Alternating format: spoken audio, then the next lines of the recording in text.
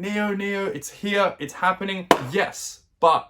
Hey, my name is Andy, and today we're going to be talking about the electric car company NIO. Should you invest in it? What's going on? What even is the NIO? And so today we're going to break it down and go into it. Now, what is NIO? NIO is the newest electric vehicle kid on the block. NIO is actually an electric vehicle company that is touted as China's biggest. It is the Tesla rival, the Tesla killer. NIO released a super sports car a few years ago called the EP9 that featured on the Grand Tour, and it is an incredible car. 1, 2, 3, 4, 5, come off the brake.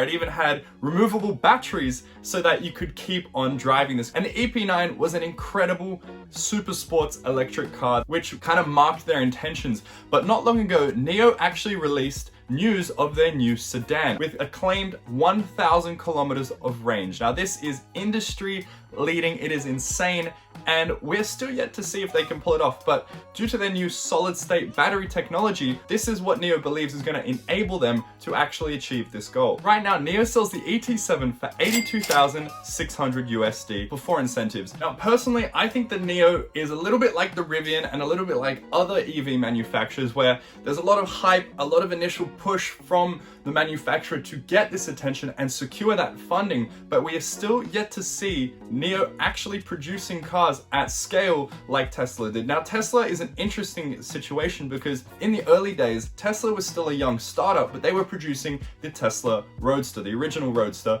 and that's what kind of gave them that solidarity, that kind of strength to keep going, where a lot of these car companies like Rivian are securing all this capital, but are still yet to produce cars en masse. And I know it's not an easy effort, but with the funding that NIO secured from the Chinese government of 1.4 billion USD, NIO should be able to start producing cars, and they recently unveiled the ET7 in January this year. So now NIO is taking the fight to Tesla to compete in the luxury sedan market. The interesting thing is NIO has experience with building cars like the EP9, and the EP9 is an incredible limited production super sport electric car.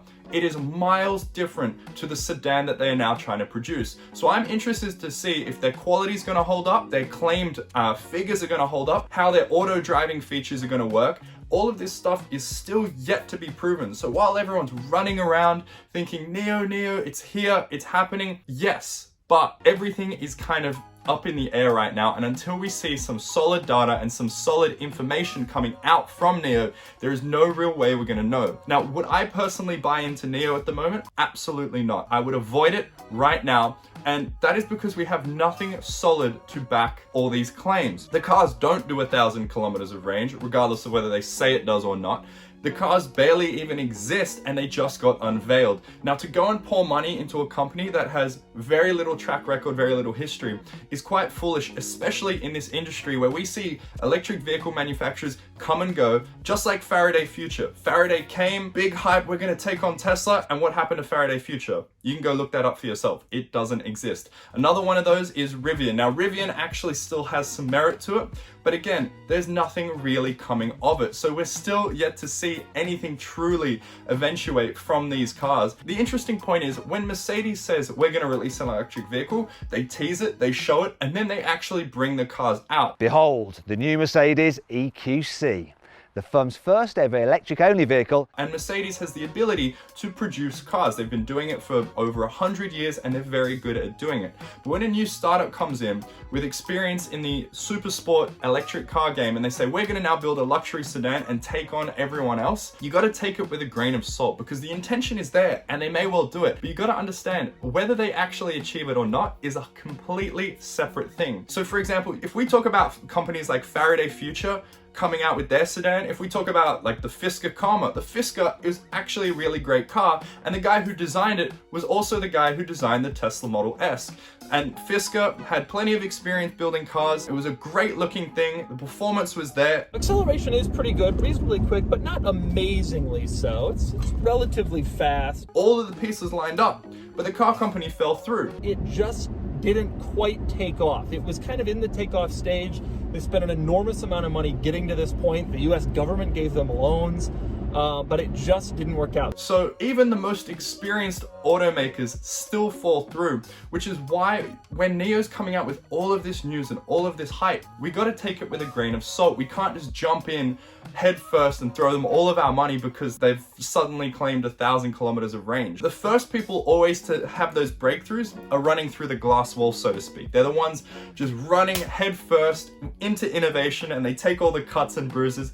But it's one thing to make bold claims, it's another to actually produce the cars. And so while NIO is starting to produce, like I said, the ET7, they're still not at the level where we should be just throwing in our money. The company was on the brink of collapse in late 2019 when the Chinese government stepped in and actually bailed them out, and now owns quite a lot of the company. So to invest in a company that's, you know, controlled by foreign government, it has strong backing, and the government is surely not going to just write that money off. They're going to want to see some returns from it.